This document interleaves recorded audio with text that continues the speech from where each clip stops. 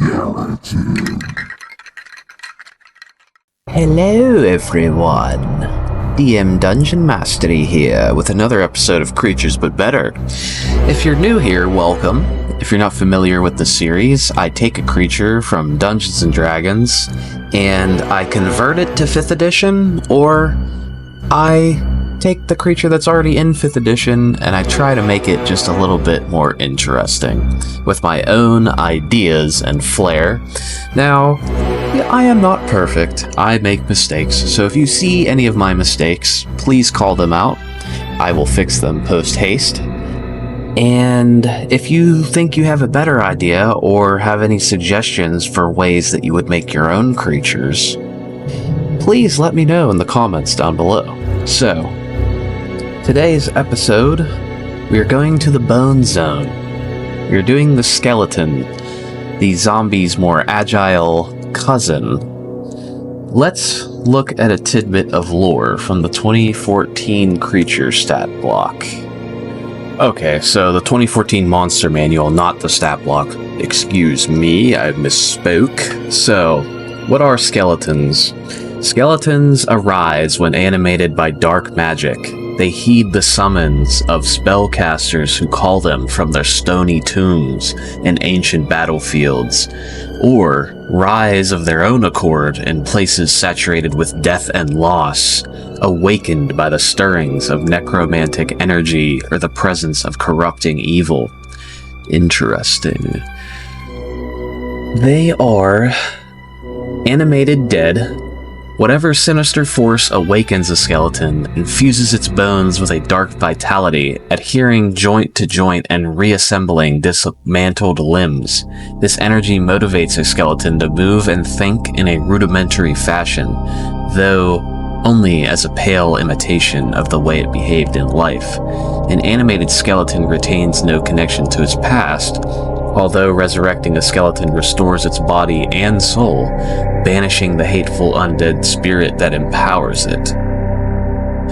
While most skeletons are animated, remains of dead humans and other humanoids, skeletal undead can be created from the bones of other creatures besides humanoids, giving rise to a host of terrifying and unique forms. Interesting. They are obedient servants. So, skeletons that are raised by spell are bound to the will of their creator. They follow orders to the letter, never questioning the task their masters gave them, regardless of the consequences. So that's just a little tidbit of skeleton lore.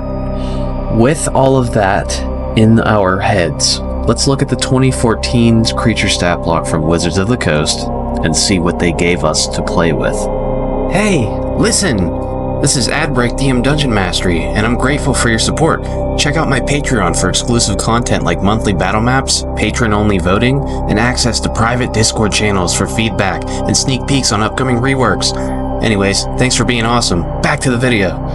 Okay, here we are, 2014, long time ago. Let's see if I'm picking up what Wizards of the Coast is putting down with this one. So this is a skeleton that is a humanoid corpse. So this is a medium undead, lawful evil. Their AC is 13. They have armor scraps on, so they have long since decayed over time. So that does represent the ancientness of the skeleton. Their hit points are 13, so much more fragile than the zombie. They have a movement speed of 30 feet, which makes them much more agile than the zombie. Their strength is 10, their dexterity is 14, 15 con, 6 intelligence, 8 wisdom, 5 charisma. So low intelligence stats, but decent physical stats. I like the high dexterity. That does imply that they are a bit more dexterous and agile than the zombie, which is kind of an interesting difference between the two creatures. The zombies are more like the slow, lumbering Romero zombies, while skeletons aren't, they're not doing cartwheels, although some skeletons probably absolutely could do cartwheels, more elite skeletons. Let's look at the vulnerabilities here. We have a bludgeoning vulnerability, but no radiant. I think undead like this that are animated with necromantic energy should have a vulnerability to radiant damage, as if the gods are expelling the evil from the corpse. I think that's a flavorful thing that creatures that are raised via necromancy should have. They have a damage immunity to poison. So I think those are good. They're missing a couple more things in my opinion. Let's look at the condition immunities. We have exhaustion, poisoned, but no charmed, frightened, or unconscious immunity. So that's implying that a skeleton can fall asleep, which I don't agree with. Skeleton should be able to be knocked unconscious. It's not a conscious creature. Frightened, how does an undead get scared of anything? Turn undead does not impose the frightened condition. It forces the undead to flee. So you could say that's a frightened like thing, but I think everything else in the game that causes something to be scared shouldn't affect creatures like this, because they are puppets at the end of the day. They're not sentient, sapient creatures. And yeah, those are my opinions on the immunities. At least it has 2 immunities. We have a dark vision of 60 feet.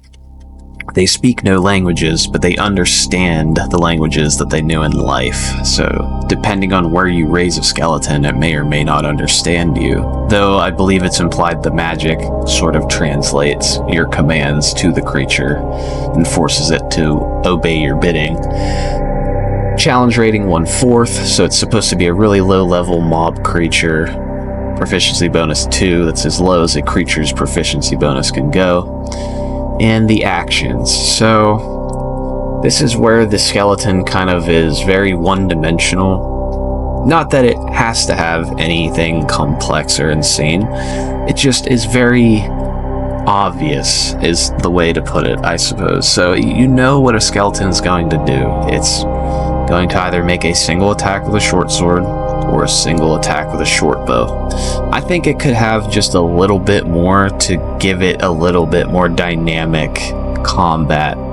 That's what I like to do with D&D 5th edition with my creatures, is I like to give them things that are, even if there's just attacks, they at least apply a condition or hinder the creature or do something different.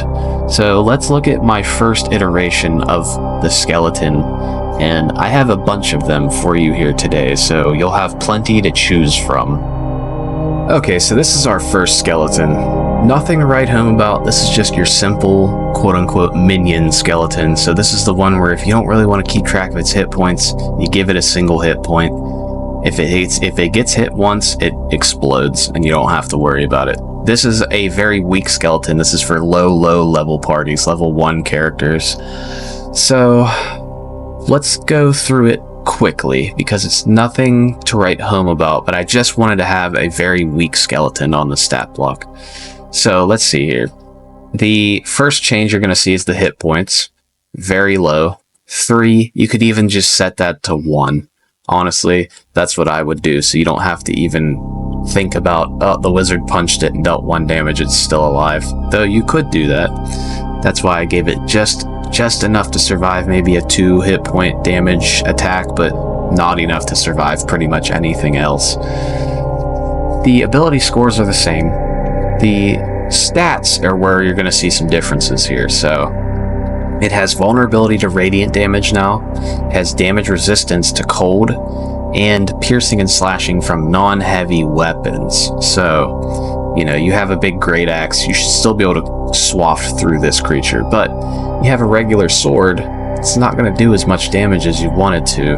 The bludgeoning damage from a mace is what's really going to hit these creatures hard. Damage immunities, necrotic and psychic are new on the stat block, so I think that necrotic damage should not damage undead, especially necromancer risen undead specifically, and psychic damage shouldn't affect undead because they have no brains. Their brains have rotted away and decayed at this point, so they are necromantic puppets. These are essentially undead constructs, if you really think about it. So I don't think that should affect them personally. Condition immunities, charmed, exhaustion, frightened, and unconscious are new. Not exhaustion, that's on the original. So charmed, frightened, and unconscious are new. I don't think you should be able to charm a skeleton. You shouldn't be able to scare a skeleton. And you should not be able to make a skeleton fall asleep. Wizards of the Coast disagreed, so they did not have that on the stat block. Now, most of this stuff is not going to come into play on this specific skeleton because it's going to get destroyed in one hit more often than not. So, for the future skeletons, however, these will be important. But for now, these are just placeholders on the creature stat block. So this is a 1/8 challenge rating because it pretty much goes down in one hit, so you don't really have to worry about anything. Now, they do have a little bit of survivability from this first special trait that we're going to look at. It is bone structure.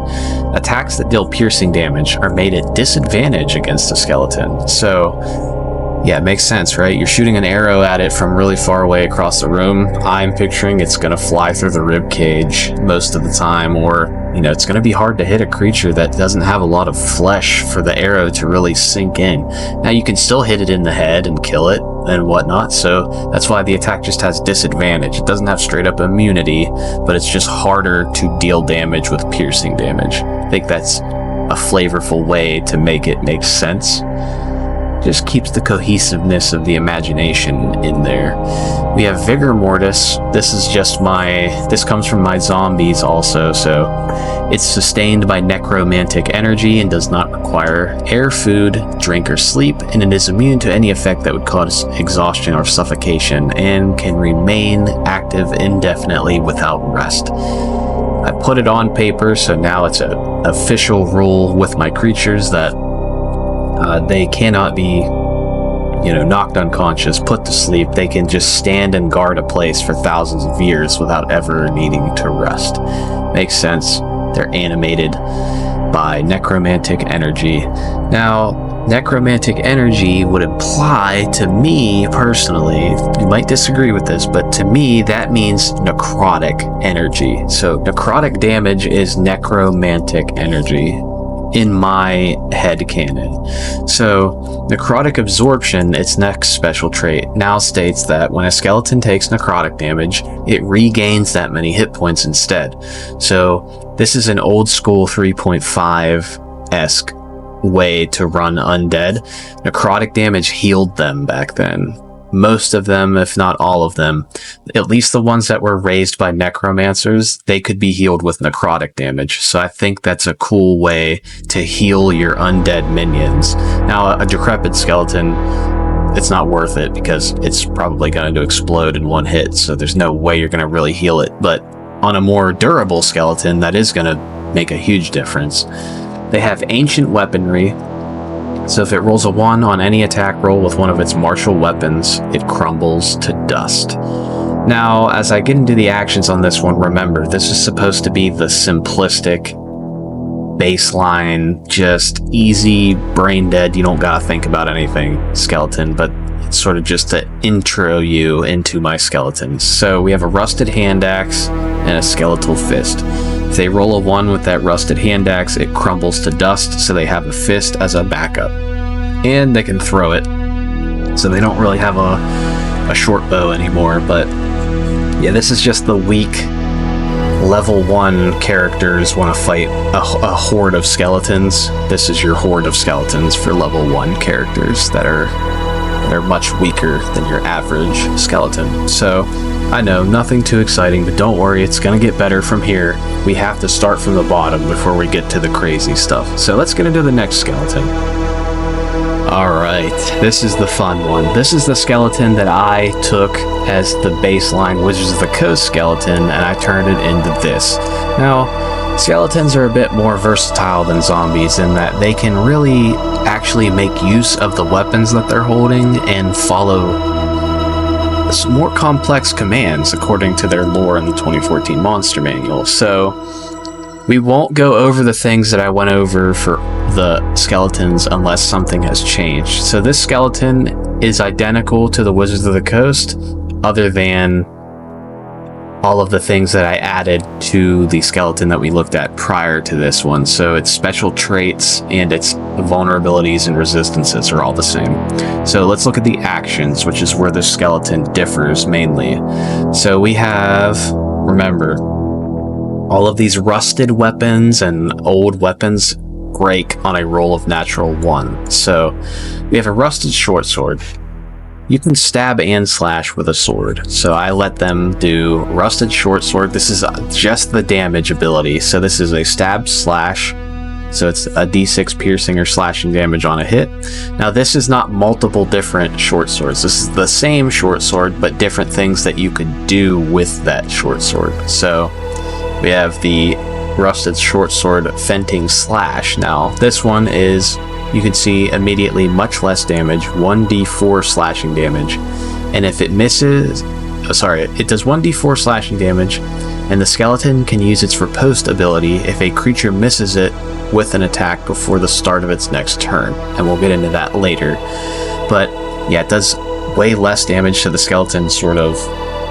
You don't have to describe it as it's being a martial master, but you know, it sort of swings, and then maybe it was a warrior in its past life, so it has some of that retention of its fighting combat prowess remaining in its being. Maybe you could take that out if you disagree with it. I just think they should have a little bit more variety in the things that they could do. We have a rusted short sword pommel strike. Now this is a way for the skeleton to apply a status effect. This also does less damage from the damage ability. So this does 1d4 bludgeoning damage, and a medium or smaller creature must make a DC 12 con save. On a failure, the creature is dazed. It has a -1 penalty on attack rolls, saving throws, and ability checks until the end of its next turn, or receiving magical healing. And these effects stack. So your skeletons can hoard up and start pommel striking a character, and you know, daze them repeatedly until they start taking all these penalties on. But any magical healing will cure that, and it falls off at the end of the creature's next turn. So you're just temporarily dazed from getting hit in the head with a pommel. And you still get to make a con save, so it's not automatic. Just something, just a little bit interesting. I like having things that are less just hit something with damage and give it something more, you know? I think all weapons should kind of be reworked to have alternative actions other than just attack actions. They should have things like a pommel strike, a stab, or a slash. Like, it just makes sense to me. So I'm trying it out with the skeleton here. We have the frayed short bow. So this is the, you know, ancient, picture like ancient Draugr weapons from Skyrim, though those weapons don't break. They just look very old and decrepit. So this is a frayed short bow. If they roll a natural 1 with this, it also crumbles to dust or breaks. You just describe it however you want, but I think that's a cool thing. Like, you could describe the skeletons rise from their tomb and they pull their bowstring back and fire, and if they roll a 1, you see one skeleton's bow explodes in his hand as it crumbles, and he draws his old ancient short sword. I might change the names on all of these to ancient, so it just kind of makes it more easy to understand now that I'm looking at it. If I just say ancient weapon with ancient short bow, you understand that, oh, it's an ancient weapon, so if he rolls a 1, it gets destroyed. But so this is the damage attack with the short bow. This just does the 1d6 damage, but they also have an alternative ability they can do that does less damage but applies a status effect. So this is a frayed short bow tendon shot. So this only does 1d4 piercing damage on a hit, and large or smaller creatures must make a DC 12 con save. On a failure, they are hamstrung. Their movement speed is reduced by 5 until receiving magical healing, and this does stack. So it is potentially a little dangerous. You could decide to take the stacking out if you want. I think if you just keep getting shot in the leg with the arrows, the more arrows that are getting shot in your leg would probably make it harder to walk, depending on how many you get shot with. But any magical healing, so a cleric casts healing word, that falls off. Everything falls off with a single healing spell. So I want to make clerics and paladins sort of feel more important when you're fighting undead. I think that's kind of the whole point. That's like the cleric and the paladin's biggest thing, is they are the anti-undead classes. That's how it was in the old days. If you went into a dungeon and you didn't have a cleric and you fought a bunch of undead, it was going to be a much more of a pain in the ass than if you just had a cleric with you that could deal radiant damage to them. And of course, come to the final attack, Skeletal Fist. If all of its weapons explode from natural ones, that's what you got as a backup. Very low, very pathetic damage, but that's kind of the trade-off, you know? They have ancient weaponry. You raise them from a tomb, that's what's going to happen. So yeah, if they have one short sword and one short bow. If they roll a natural 1 with any of the short bow or sword attacks, they lose that weapon entirely, so they cannot do any weapon attacks with that weapon. So we have the single reaction here. This goes back to the Feinting Slash. This is a riposte. So if you missed a skeleton with an attack after it used the feint, you can now riposte, which is still an attack roll, but if it hits, it does 2d4 piercing or slashing damage. So that's actually more damage than the regular stab and slash attack, but it requires a creature to miss in order for it to use that. So overall, I think that's a bit more interesting, more dynamic combat. You know, you're not just gonna get stabbed with the short sword or shot with the bow. Now you can get hit in different varieties of ways from the skeleton, and you know, its weapons crumble to dust if it rolls in that one. So that's kind of an interesting thing. It'll kind of convey to your players that these are ancient skeletal corpses that we are fighting. This is a little bit disturbing. We need to put these creatures down to rest for good because they are abominations to the living. Let's keep moving. I have a bunch more skeletons to go through here.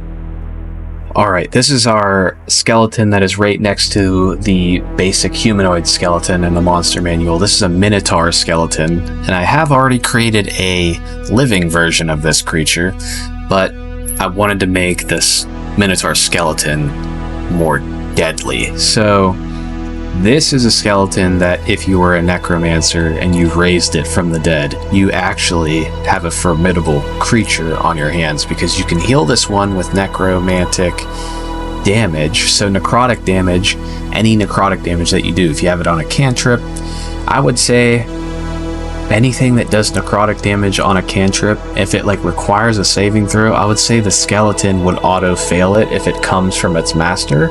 So now you can kind of take a necromancer with Toll the Dead. That's not really the best flavor wise ability to be using, but if you use Toll the Dead, you could, you know, cast it on your Minotaur skeleton. The Minotaur auto fails the saving throw, and then it heals 1d12 hit points.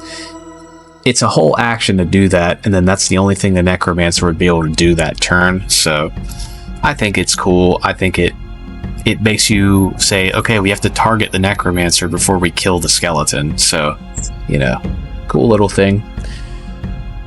The skeleton Minotaur has 67 hit points, and it has a movement speed of 40 feet. So that's a much higher hit point pool than the regular skeleton. So it's got a lot that can be healed if it gets damaged, but all the vulnerabilities, etc., are the same. Let's look at the actions here. We got the Rusted Great Axe. So this is very similar to the regular Minotaur that I had. This is just an ancient Great Axe that is old, so if you roll a natural 1, this does essentially break into a bunch of pieces. The Minotaur then has no weapon, but does 2d12 slashing damage. If it misses an attack with the creature, the weapon grazes it, dealing 4 slashing damage regardless. So Minotaur skeleton does a lot of damage. Very scary. Very unstoppable. Creepy. It has the Skeletal Fist. Now, the bigger we get with the skeletons, there is a idea that one of my patrons had, Tank Master, that the skeletons are sort of infused with this necromantic energy, and because there's no flesh on them, that necromantic energy is exposed, making them more like beacons of necrotic energy versus the zombie, where that necromantic energy is deep inside the creature under the organs and the flesh, so you wouldn't really get affected by it. This is implying that the skeleton has like this necrotic core to it, almost like a golem in a way. So the skeletal fist does 2d4 bludgeoning damage plus 2d4 necrotic damage on a hit. Living creatures must make a DC 12 con save. On a failure, the next attack roll against the creature has advantage before the end of its next turn, as its muscles degrade from necrosis. So just a little thing that gives you a reason to actually use the skeletal fist. It's going to want to use the great axe until it loses the great axe, or if it loses the great axe, but if it does, that's an alternative. Now we have Gore, iconic Minotaur ability, still just as deadly, does 2d8 piercing damage. Large or smaller creatures must make a DC 14 con save. On a failure, they are staggered. A staggered creature cannot use actions and may take a bonus action or move up to its speed, but not both, until the end of their next turn. So it's a more interactive way to stun a creature. They still get to interact, they still get to play the game, they just don't get to take an action. So I think that's a pretty fun, pretty cool ability. Does less damage than the great axe, so you know, it's gonna wanna, it really wants that great axe, but if it loses it, it does have alternatives. Now we have Skeletal Hoof. This was the brutal hoof from the living Minotaur. This is a 2d6 bludgeoning damage on a hit. Large or smaller creatures have to succeed on a DC 14 strength save. On a failure, they are pushed back 10 feet and knocked prone. That's its prone ability. Just the Minotaur still is this big destructive force. It's just undead. Now, this next ability here, I took away its charge and I wanted to try to experiment with something like this. So Trampling Gore is a recharge of 5 to 6. The Minotaur moves 10 feet and begins charging in a straight line up to its remaining movement speed, trampling over large or smaller creatures, stopping at solid objects. Each large or smaller creature in the Minotaur's path must succeed on a DC 14 dex save. On a failure, they take 2d8 piercing damage. The final creature takes an additional 2d8 piercing damage on a failed save, and large or smaller creatures are knocked prone on failed saves. I can probably reword that better because I think I changed that ability around a couple times and I forgot to add. So while he's charging, every creature in the path has to make the dex save or they take 2d8 piercing damage and they get knocked prone. And then the final creature at the end takes 4d8 piercing damage instead and is also knocked prone on a failed save. But if you dodge out of the way, you take no damage and you don't fall prone. And then this movement also doesn't provoke opportunity attacks. So, you know, it charges forward, plows through a bunch of characters in a line. It's a pretty cool ability, I think. That's a very Minotaur charging-esque ability, and it's got a recharge, so it can't spam it every single turn. But also keep in mind, it has to move at least 10 feet, so it has to build up some momentum. So that gives you a reason to actually have it move around, so that does make the fight a bit more dynamic. Pretty cool, if I do say so myself. Pretty cool. I will make sure I fix the wording on Trampling Gore before I put it on the Discord. We're not done yet. We have quite some more skeletons to go over here, so let's keep going. Alright, this is just a little variant skeleton here. This one is a skeleton Bonewheeler. So if you've ever played Dark Souls, and if you've been in the Discord, you've seen me talking about this the other day. I thought it would be funny to make a creature. That was the Dark Souls Bonewheel Skeletons. So it's a skeleton that is embedded inside of a large spiked wagon wheel, and it can roll around and kind of run you over with this wagon wheel. When it's not rolling, though, it has very low movement speed. Its hit points are very low, so it's a very fragile creature still. But this one has two different special traits compared to the other skeletons. This has roll by, and sluggish movement. So the skeleton Bonewheeler doesn't provoke attacks of opportunity when it rolls out of an enemy's reach, so that's roll by. In sluggish movement, the skeleton has disadvantage on dexterity saving throws when it isn't rolling. So pretty much anytime it's not making the attack, it has disadvantage on dexterity saving throws. So let's see here. We have the skeletal fist. So if the skeleton cannot move, if you have it held down and it can't build up that momentum to roll, it can only punch you, which is going to do pathetic damage. Again, that's like your tactical way to somehow keep the skeleton held in place. And it doesn't have any ranged weapons either. But this is the fun ability here, so it doesn't need anything else other than this. So this is rolling charge.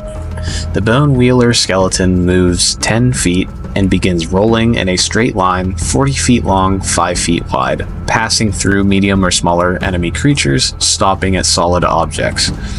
Each creature in the line must succeed on a DC 13 dex save. On a failure, they take 2d10 piercing damage, and medium or smaller creatures fall prone on a failed save. So yeah, it actually does more damage than the Minotaur with its 2d10, but it's much more fragile.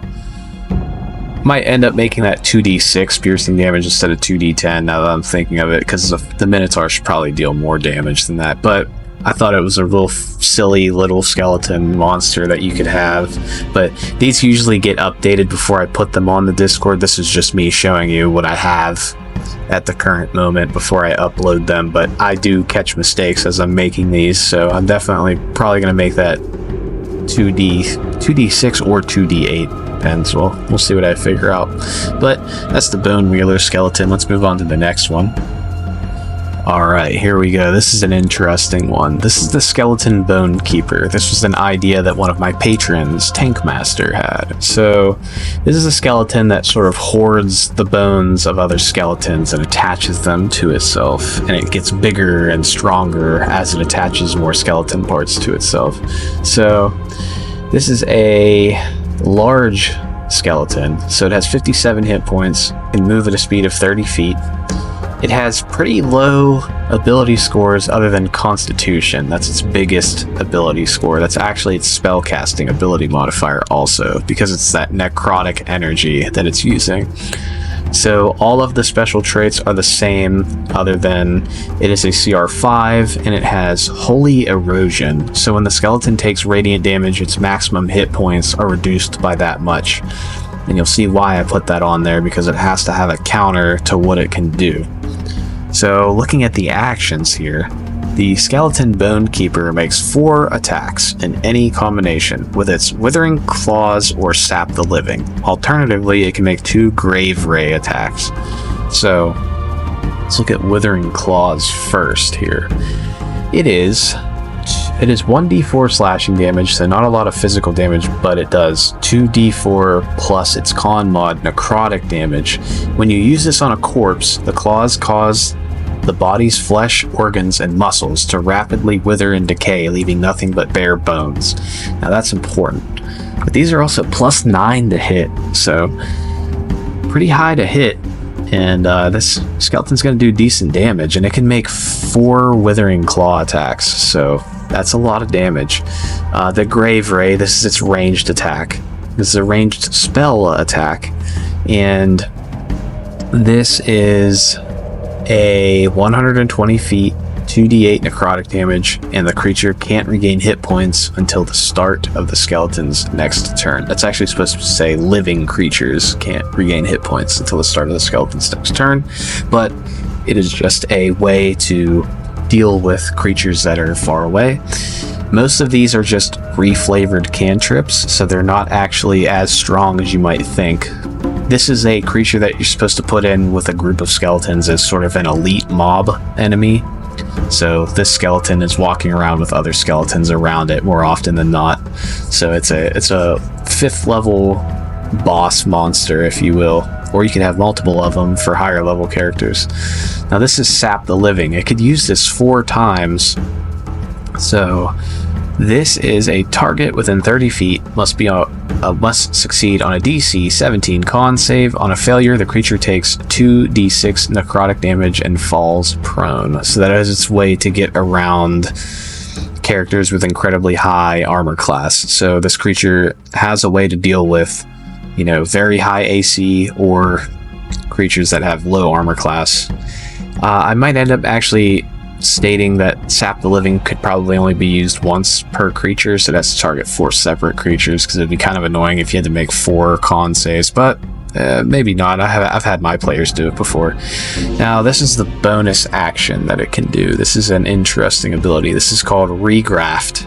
The skeleton can magically graft the exposed bones of a dead creature within 5 feet of it to itself. When it does, it regains hit points based on the size of the creature, plus 6, and 6 is its con mod. So its maximum HP increases by that much. So it has a little chart in parentheses that tells you small creatures are 2d4, medium are 2d6, large are 2d8, huge 2d10, gargantuan 2d12 hit points. Now its size doesn't increase because I didn't want to make this ability a 4-paragraph ability. It's just a simple ability that lets it heal itself based off of regrafting other skeletons to it. So, you know, you're destroying the other skeletons in the room.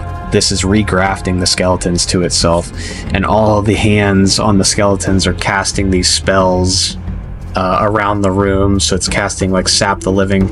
Imagine that as like, you know, it's got a cloak of skeletons on its back, and all of like 4 different separate skeletons rise up, and they make these hand gestures casting that spell at creatures. So it's a pretty cool monster, I think. Pretty interesting. A decent lower level boss monster, but also fairly simple to run, fairly straightforward, very fun, very scary, very bony. So let's look at the next skeleton, because we're still not done. Forgot one thing before we move on to the next skeleton. The Bone Keeper does have a necrotic aura. So any non-undead creature that starts its turn within 10 feet of it takes 3d4 necrotic damage.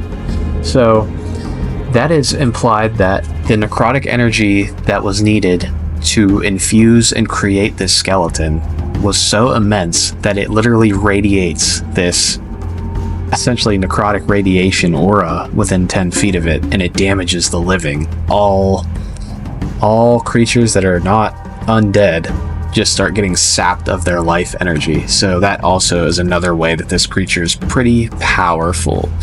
Okay, I had to mention that. I realized I skipped over it. So let's move into the next skeleton now.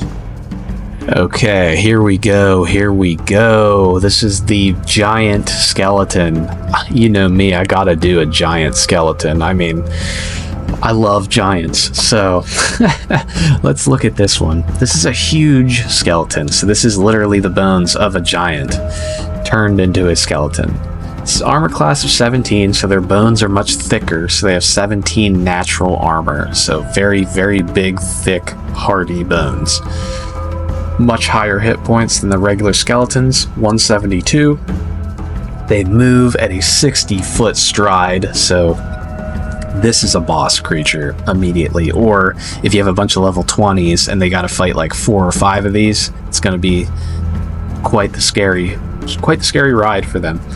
Ability scores, we have a 21 strength, 10 dex, 20 con, and then low intelligence stats. So 4 intelligence, 6 wisdom, 6 charisma. Nothing to write home about, but it's a hardy creature with the very strong physical stats, though it's not very dexterous anymore because it's much larger.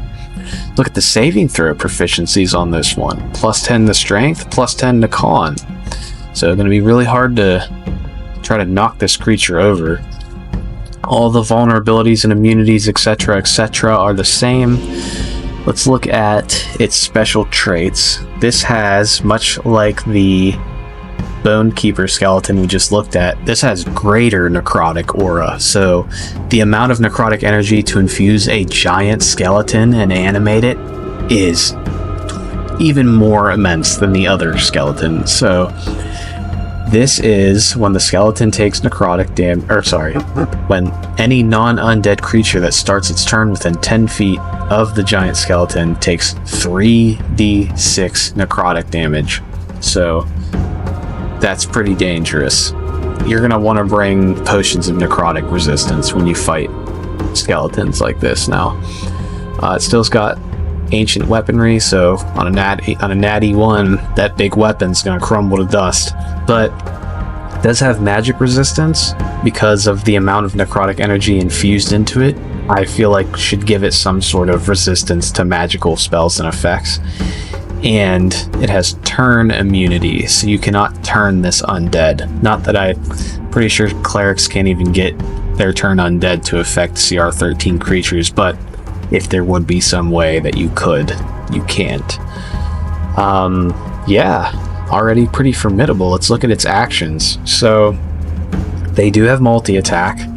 Skeleton makes 2 attacks with its maul, its slam attack, or its necrosing ray, and it may replace one of these with a stomp attack. So interesting. And yes, stomp enjoyers, are you in the chat right now? Stomp enjoyers, let me know if you're in the chat. Let's move to its first action here, Necrosing Ray. So this is its ranged attack. It could make 2 of these in a turn. So 60-foot range, does 4d4 necrotic damage. The target must succeed on a DC 18 con save. On a failure, its hit point maximum is reduced by the necrotic damage taken until targeted by a greater restoration. So that's pretty scary. And a DC 18, that's pretty high. So yeah, I'm picturing these are coming from the eye sockets. So there's 2 different eye sockets. They have that little necrotic energy flame inside of it, and they fire these rays out.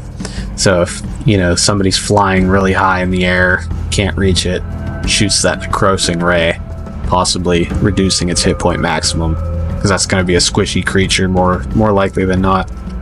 Now, we do have a huge rusted maul, so that's the first thing you're going to hear when you hear the skeleton approaching you, the dragging of this massive ancient maul that it has in its hands, and you can only hope that the skeleton rolls a natural 1, because this thing hurts pretty bad. So it's got a reach of 10 feet. It does 6d6 bludgeoning damage. Large or smaller creatures are crippled. Their movement speed is reduced by 10 until they receive magical healing. And they also have to make a strength save, DC 18, or they fall prone from the hit. So, pretty devastating. That's like Fire Giant, 2014 Fire Giant levels of damage. Honestly, it does a little bit more because it knocks you prone and it cripples you. So, yeah, lots of... And that can make 2 of those attacks in a turn, so that's pretty devastating. The first one knocks you prone, and then it has advantage on the second one because you're prone, so if you fail the saving throw, obviously. Now, this is the second type of attack it can do with the rusted maul. This is similar to the first skeleton, second rework skeleton, actually. So this is Concussive Bash. So this is the same maul that it's using, it's just doing it in a different fashion. It's doing a different combat maneuver. This is only 6d4 instead of 6d6, so slightly less, but still a lot of damage. Larger, smaller creatures are still crippled on the hit, but they have to make a DC 18 con save, and on a failure, they are stunned until the end of their next turn. So yeah, it could make 2 of these attacks, or it could do 1 rusted maul and then 1 concussive bash with its maul. So 1 slam or 1 concussive bash, 2 concussive bashes, 2 slams. It's up to you, however you want to do it. Obviously, it has to have a way to attack if this maul disintegrates from the natural 1. So it has a skeletal slam attack, which is it's just balling up its fist and slamming down. These are just a measly 3d6 bludgeoning damage. Nothing to write home about, doesn't knock you prone, doesn't do anything. This is the tactical advantage for the skeleton losing its maul. And we have everybody's favorite giant ability, the Skeletal Stomp. This does 3d4, so less than the slam, but it does knock creatures prone on a failed strength save. So let's look at Snatch next. Alright, so if you are new here, you're not familiar with this ability. If you're not new here, you know exactly what this ability does. So, this is the way that the skeleton can grab you. This is a DC 18 dex save if you're within 10 feet of the skeleton, and it uses this. On a failure, it grabs you, and you are grappled and restrained. He cannot grab another creature with that hand or swing its two-handed weapon. So, he can't swing his maul because it requires both hands if he's holding somebody. So he'd have to only skeletal slam or stomp with somebody in his hand. But that transitions into the bonus actions here. So if he does grab you as a bonus action, he can just do this stuff to you, not requiring an attack roll.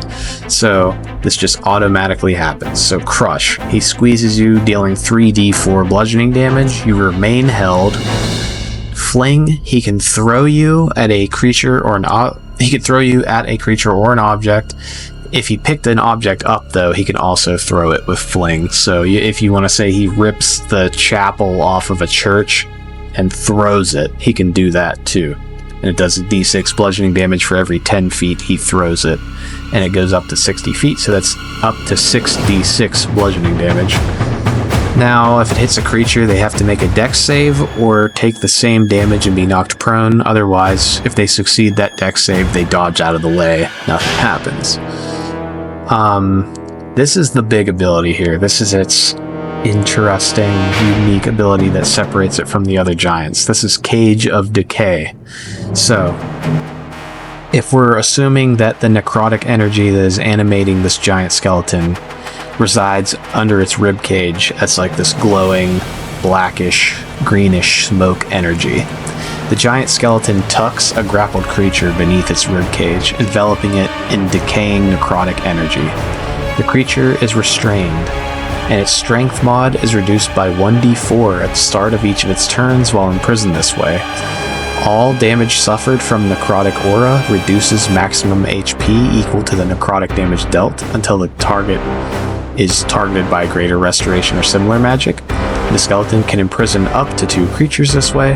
The imprisoned creatures can escape by succeeding on a DC 18 strength save at the end of each of its turns. On a success, it lands prone within 5 feet of the giant skeleton, ending imprisonment. So, it starts to literally wither you away as you are stuck inside of this necrotic cloud that is magically holding you there against your will, and it just starts strength draining you like a shadow. And if you go to 0 in any score in this game, you die automatically. So if your strength score gets reduced to 0, you just die.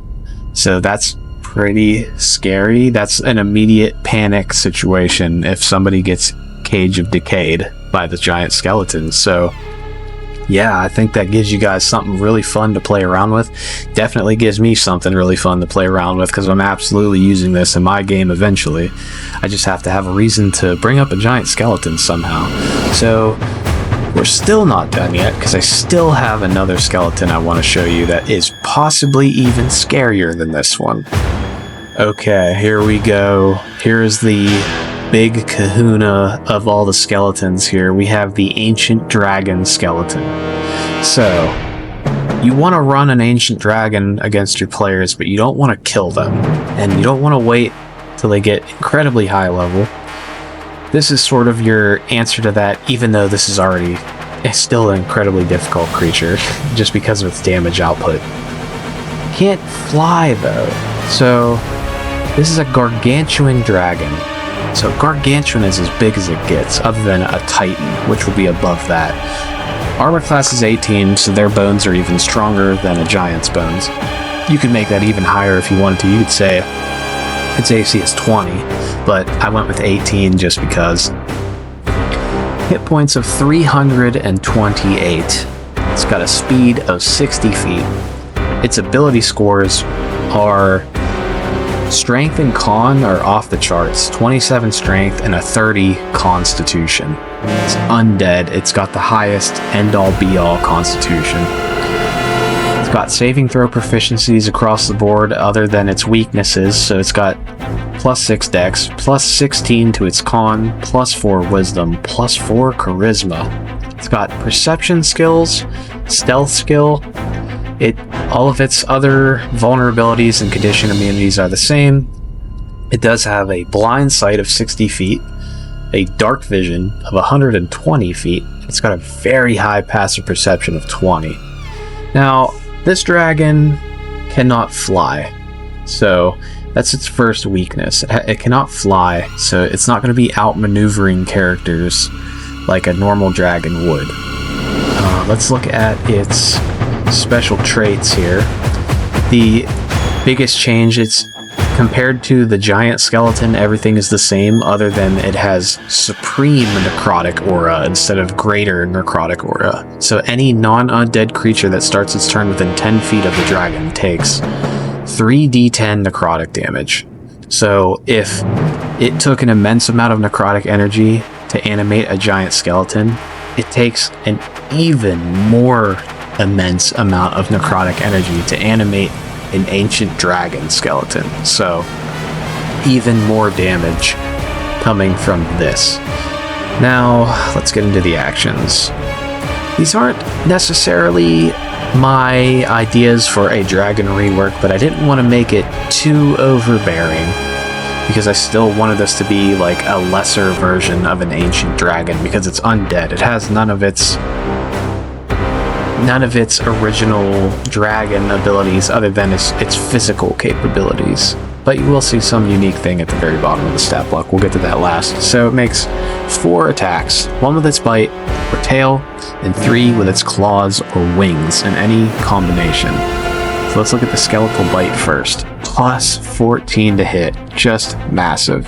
Does 2d10 piercing damage plus 4d6 necrotic damage.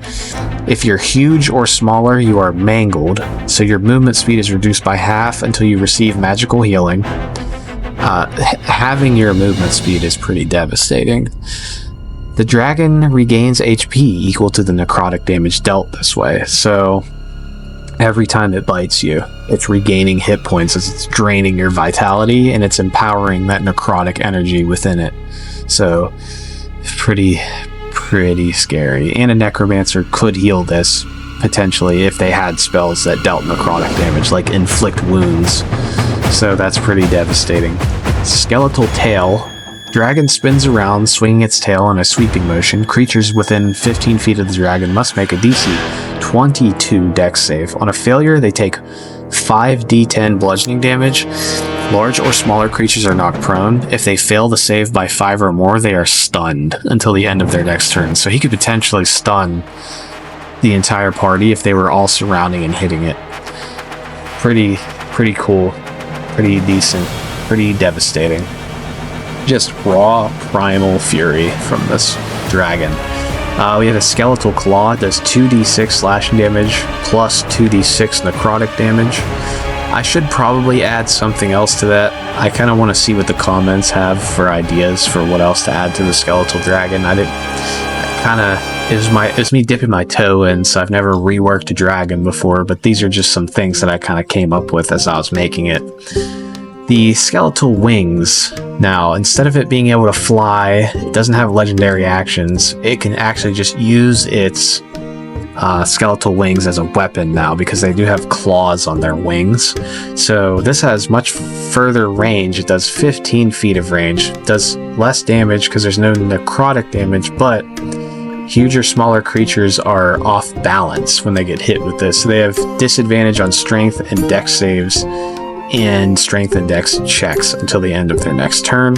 So, you get smacked with that, you're stumbling, you're almost falling off balance. And then we have splintering breath. So I was gonna keep the breath off of the dragon, but I was convinced to keep it on. So for the lulz, we have splintering breath. It's a recharge 5 to 6. The dragon exhales bone shards in a 60-foot cone.